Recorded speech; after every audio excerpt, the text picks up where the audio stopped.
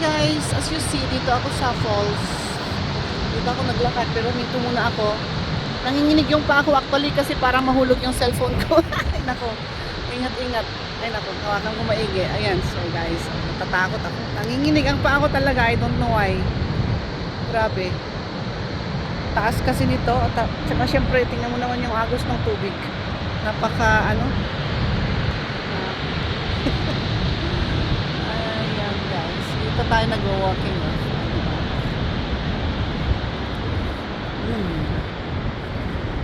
Dito ako dumadaan lagi, daan sa kalsada na yan. Kaso ngayon lang uli ako nagpunta dito kasi doon ako nagpa-park lagi sa may park.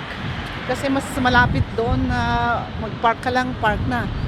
Dito, mag-park ka pa doon, banda doon bago ka maglakad. Ayun. Konting tao ngayon. Kamaya-maya mapupuno na naman to.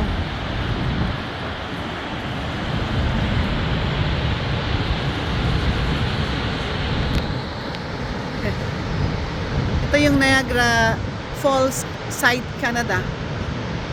Yun, hindi kasi kita yung Niagara, USA. Kasi may fog. At saka yung mist. Nag-enjoy yung mga ibon. Sige guys, tuloy ko muna maglakad.